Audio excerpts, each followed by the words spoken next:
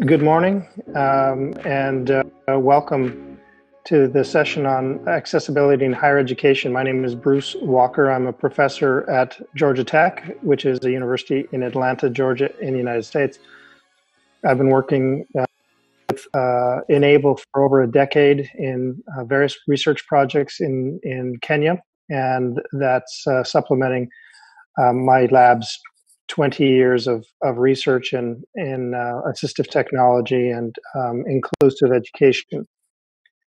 But I want to highlight the visitors that are joining us to hear a wonderful panel discussion.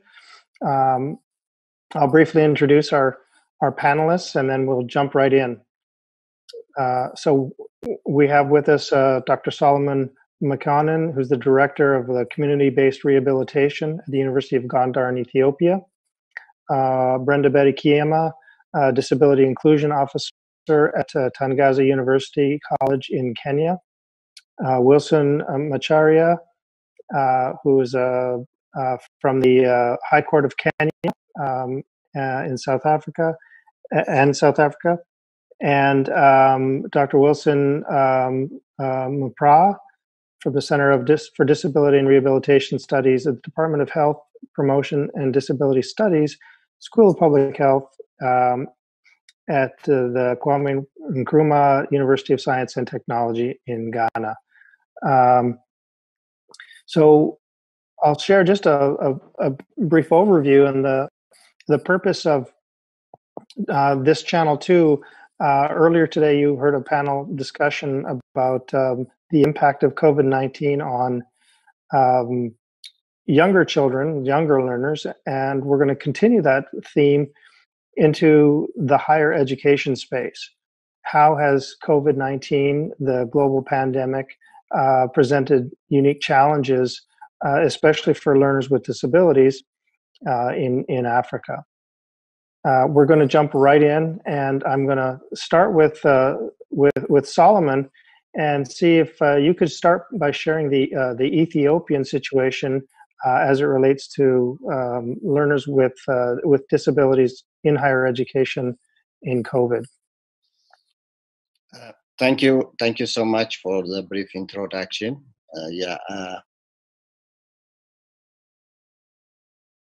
I'm working with the MasterCard Foundation Scholar Program at the University of Gondar. So as you know, the Ethiopian internet penetration rate is very, very low, which is about 15.4.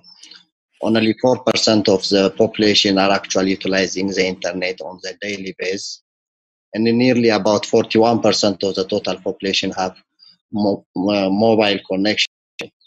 This figure has shown that the utilization of technology is very, very minimal. And the web for daily consumptions as well as for the work is very minimal.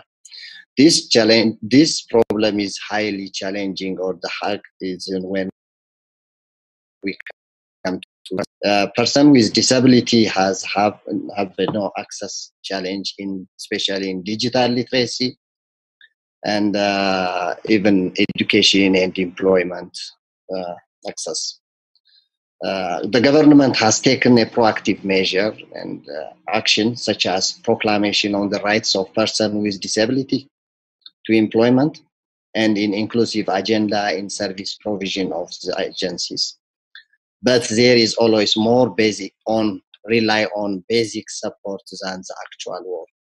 So the education and the employment opportunity provided are focusing more on basic support than filling the gap or addressing the gap in order to access education opportunity or employment opportunity. Thank you.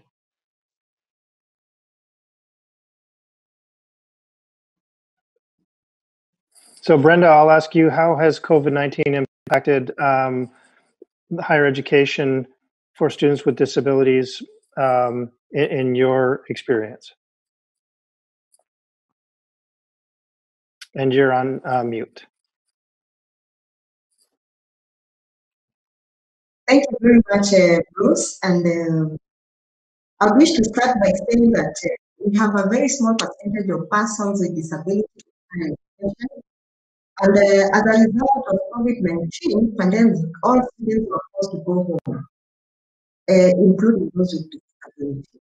And as much as the universities continue providing the neighborhood environment, now they do not even think about these learners learning from home. So shift from face-to-face to virtual learning was not foreseen by many higher learning institutions, but it turned to be the only intervention for continuity of learning. And it was done in a hurry, and mostly the persons with disability, especially the VIs, were unable to catch up with the speed. All learners were supposed to learn how to log in. Even the lecturers were also learning how to use the new platform. And as the universities were trying to factor in this shift from classroom to virtual learning, they did not have enough time now to factor in learners with different types of disability. For example, online information accessibility required for learners with visual impairment is not the same as that one of the deaf. So some of the students, they come from underprivileged background and that makes it necessary to own a smart device or a laptop or even having a computer. So learning from home was a serious major problem because the environment was not conducive. And some of the areas in this country, and I think Africa at large, we only have the 2G network available. So this made it even difficult for the learners to access online learning. The unfriendly learning environment, lack of knowledge of how to log in. Then there was the virtual learning platform. It lacked also the inclusive design. So accessibility for the VIs, these are the visually impaired and also the deaf, and even those with dyslexia, they could not really catch up with the speed of learning. So the virtual learning, it lacked a level of engagement also, because as a lecturer, most of the time you could log in, and the learners on the other end, they're not using their video. So you cannot even tell whether you are able to, whether they are learning or they are not learning. And then examination now. During examination, the platforms that we were using, they were also not, they didn't have an inclusive design. So most of the learners could not be able, learners with disability were not able even to undertake the exam. They are waiting for the face-to-face interaction. So the virtual learning with these challenges and learning moment for higher learning institutions has necessitated the need to rethink how learning can best be experienced by learners with disability, both online and face-to-face. Because I think this is a new norm and the universities need to address it. We as the Tangaza University College, even the Kenyatta University, and other universities, they are trying to ensure that this is embraced, just in case in the future we have this kind of approach.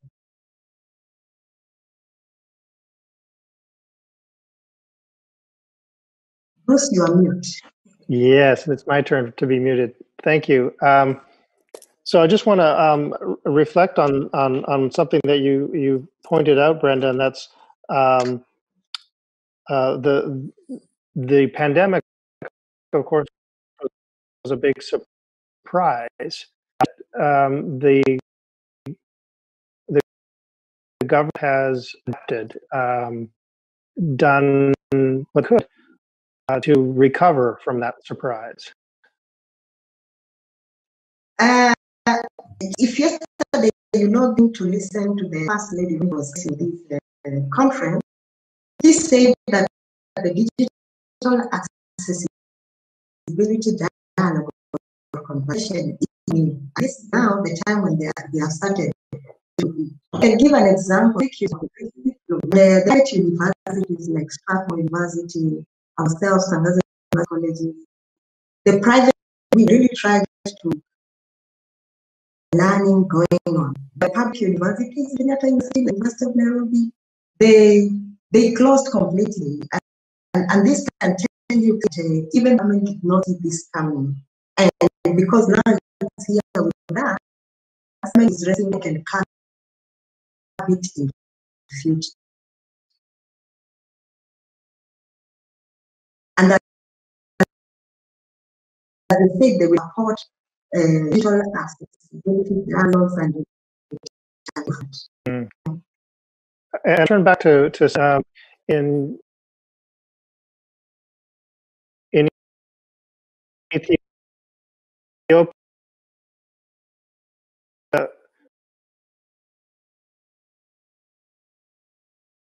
Have you seen a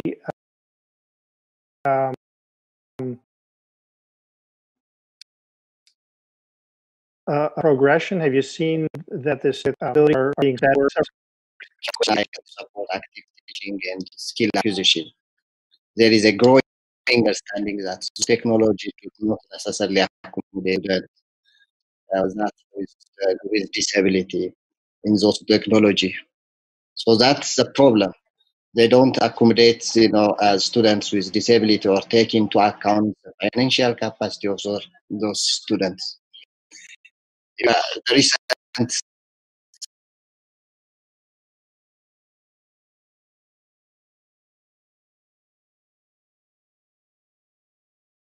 COVID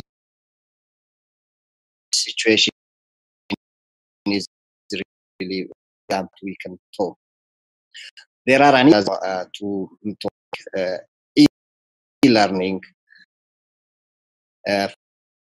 from the government perspective.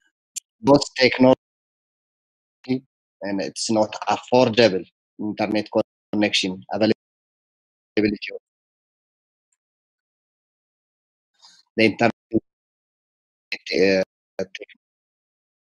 very difficult, specifically for those have visual loss are residing in the remote area, in the rural area where the connectivity very frequent power beyond accessing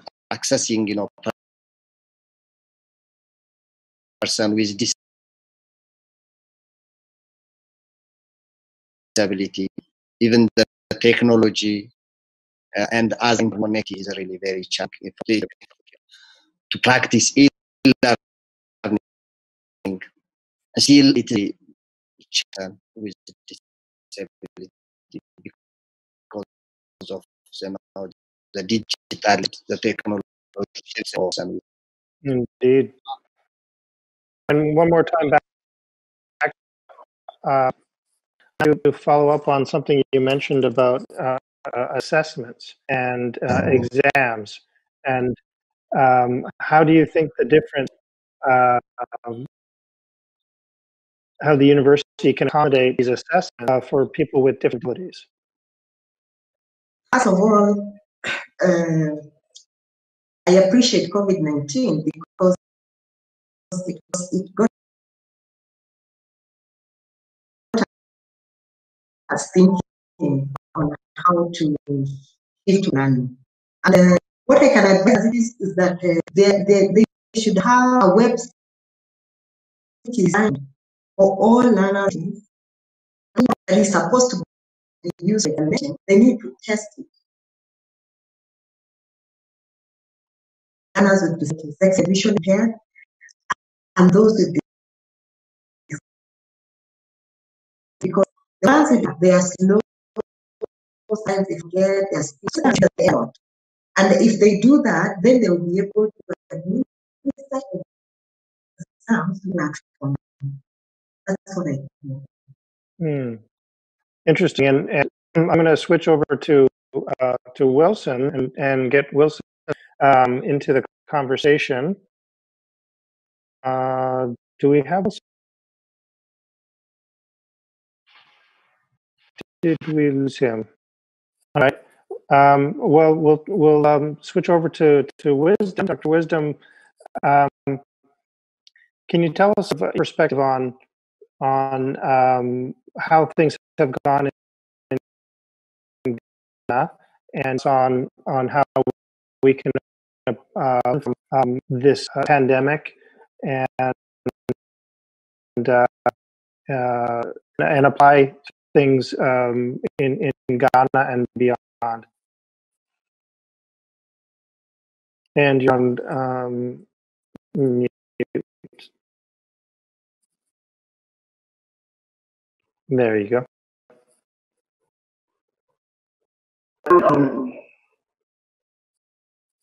We can hear you. Yeah. I listen, I hope now. Yes, the other speakers say the but I'm prepared for it. And even before that, they should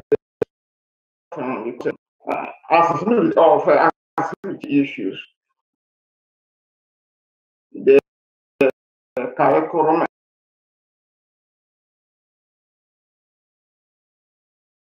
and weren't accessible to children. And then when we had the virus, this worsened the condition for stable students. There are a lot of using for my university, we use the virtual class. We use the Facebook. I'm going to allow it to be a virus but help the students because of because not the student. So you can either send your work to students email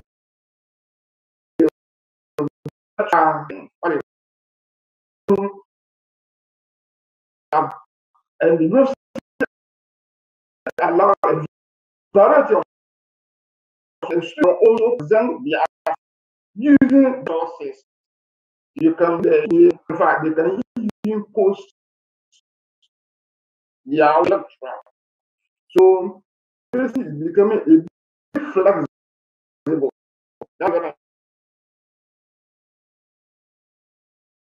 Here, your previous a bit, but now you just use different or use different ways to submit assessment so that you cannot. If you are in the place that maybe there's light off, you can post your work. You can go to the office and then send mail. And if this one go through, we say, in fact, that facility has your work. Everyone has sent it. But now, the flexibility is very, very important in how to work. Submit of a work. The single person do this, but as I said, we have these tools. We have not designed to cater for the single person. So even with this flexibility, a lot of them out because a dead person will need that on. So those students visually want to see, and it's very hard for them to see. But for now, that's what we're having.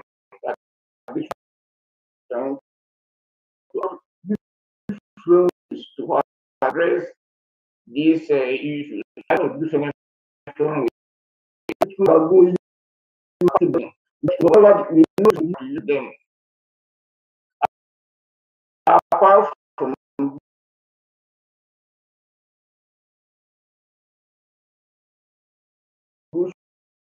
the distance learning programs, is training work. Everyone is taking to the learning. You know, large classes, and that means class management very difficult. And those classes will be suffering. But they may not online. So what the students are split into one group or two, then Then after 2 or 3, another group. Not all the students can be on campus at the same time. So you have one group coming after 3 weeks. They go back and they'll be taught online. And then it's just to say, for another 3 weeks, another week, that's what the flexibility. So that with them, be able to manage our campus. Thank you. It's very important to identify and flexibility in the way that students can access information. That's absolutely true. Now, of course, when you have a variety of tools, then it may be even more complicated for everyone, because now you need to be able to understand and use multiple software packages, multiple systems, sometimes different platform. For example, WhatsApp is typically a mobile tool, whereas Zoom people will access through their computers.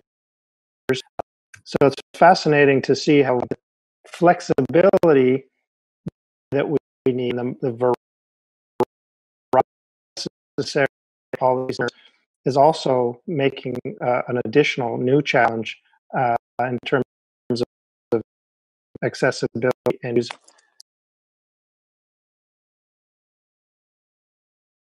I want to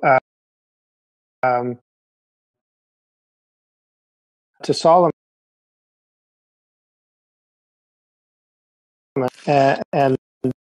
and ask about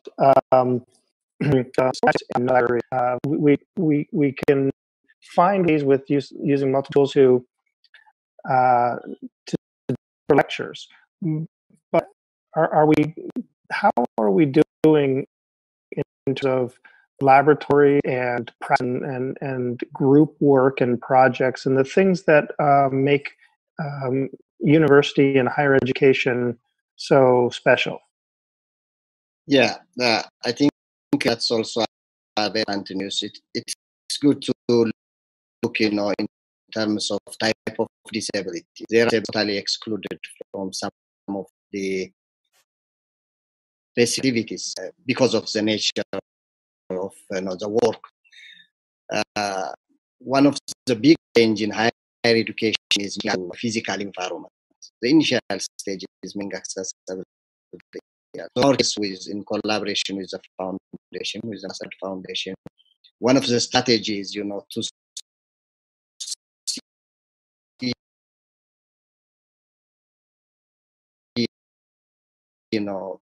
to conduct classrooms, the library, dormitory, laboratory are accessible. Technology support for person with disability. We are at an impact. We are working with to make it happen. Really challenging because do not act person with disability. So you need to remodify those things even.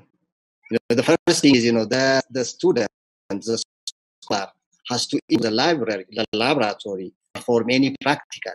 So if the doors are not in a position to enter him, then you can't help him, because some of even the gates are not constructed in a way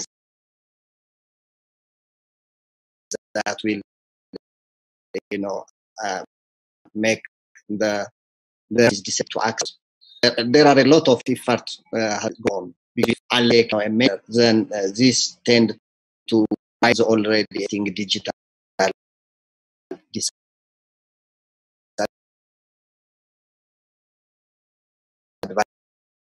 disadvantage person with disability.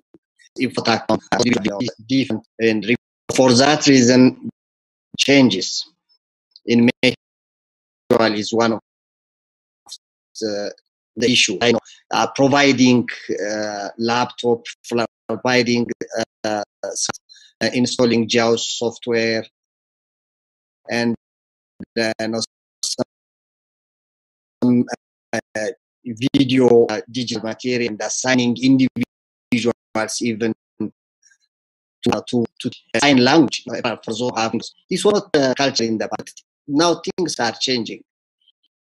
So this will make, you know, somehow more inclusive in higher education. Brenda, can you give us your opinion about whether this unfortunate pandemic, the COVID-19 pandemic, has forced to diversity solutions? Do you think that will end up being a net positive and making education more accessible to learners with disabilities?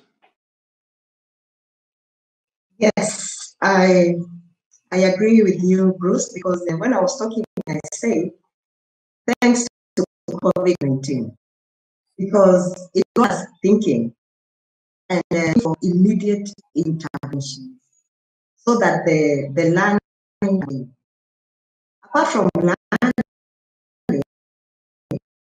COVID-19 employers and be productive. So that's a very positive thing. And when I was talking, I forgot to say that the learners with they are the whole situation, especially because now the strikes is now the people are in charge of developing these technologies that accommodating people and even have more opportunities for the learning institution, even employers and organizations to be able now to stop excluding people with disability. Because for me, I look at the COVID-19 as something that is introducing a new wave or a second wave of disability extinction. But now, because they are resting to habit, it will be a good thing in the future, and it will be possible. This is operating the developers, they want to mention, and the next one will not have to go to classes, all of us. We will have to stay at home. The lecturers will have to give their lectures from comfort of their houses. That one will also be a good thing because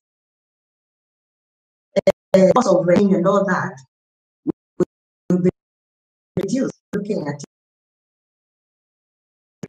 perspective, Solomon, do you think that the optimism that Brenda has in Kenya relies a lot on the availability of network, and that same kind of optimism in Ethiopia, or network still too much of a problem perspective? I think the problem is multiple. It's not only on the internet.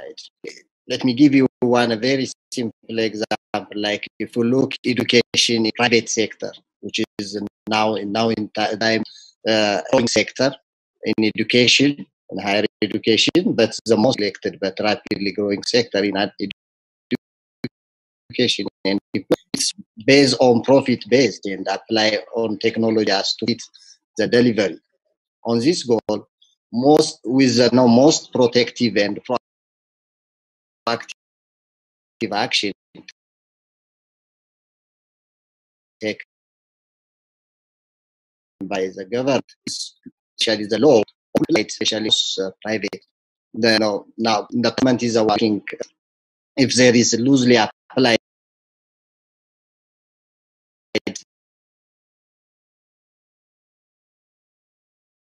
inclusion in their education, they can say it could be marginalized. This is enough. So how it's of attention to have digital literacy to work with digital, especially with do they require addition provide training on digital literacy. And that is providing all those materials like smartphone, laptop, or assist device that can assist person. If you don't have those training, if you have internet connectivity is really a challenge. There is because of Ethiopian students are residing in the remote area, in the rural area. They are from family of poor background, so they are residing in the remote area.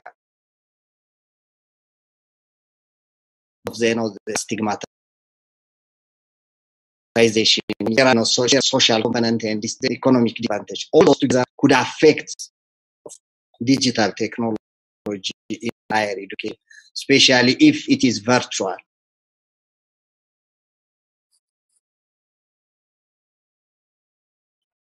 A multi-layered problem. Yeah. Dr. Wisdom, I'm going to come back to you and ask you to bring us towards the end of our discussion. And if you can tell me one area that you think needs improvement in Ghana, and one area where you think there's acceleration.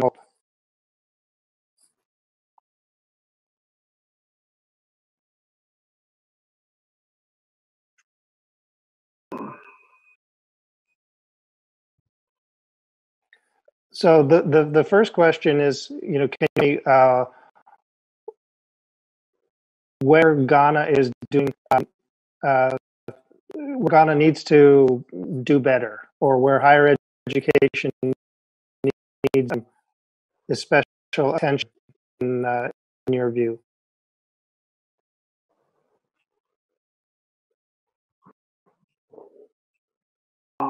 In terms of assessing, currently with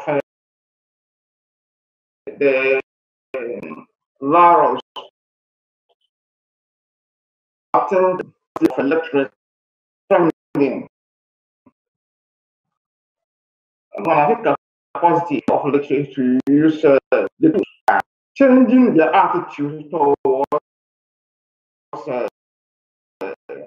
disabled students or persons, they will be able to adopt the current tools that we have to meet the students. Also, attitude and change, it means we should be built by if I change, being irascible and you see them class, you take effort at all students. So one, the capacity of people. So funding is the area of disability.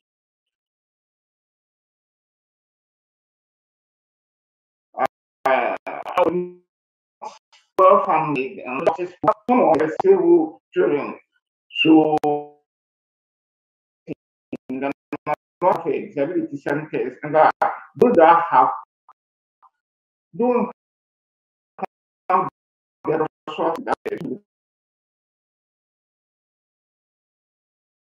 now is request for funding from the disability laws accessibility is something that we can go to the government, talk to the government. It's time. And I think if you do that, it will help.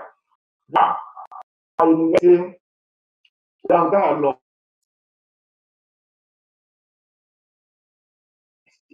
And disability and will be what try to make them accessible to disabled children. But again, the funding what change. If there's more funding to add to change. I will answer the question if you can answer.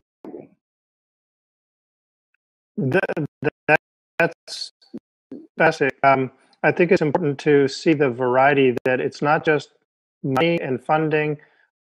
That's part of it. There's a variety of resources, but I think it's important to light the idea of changing policies.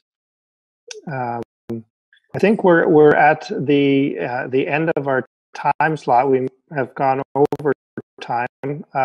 Obviously, we could talk all the time, but this is a conversation to get us started, and hopefully the listeners have come to understand the complexities of the problems and the similarities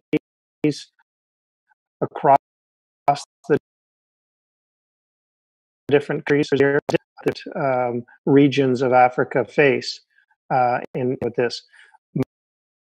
But wherever you are in the world,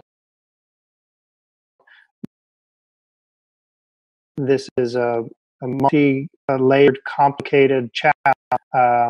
Maybe on highlighting Brenda's optimism that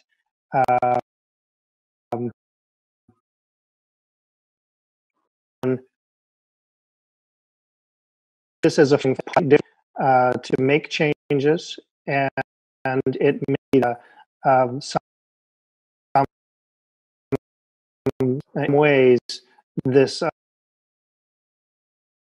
unfit will result in those attitude changes, policy changes, some technology developments, people thinking differently about not only what can be done, but should be done. So I'm going to thank our speakers, our panelists, thank the visitors and attendees. Wish you success in your challenges. Once everyone can get to one to enjoy the next sessions on mobile technologies, and then the rest of the conference again. And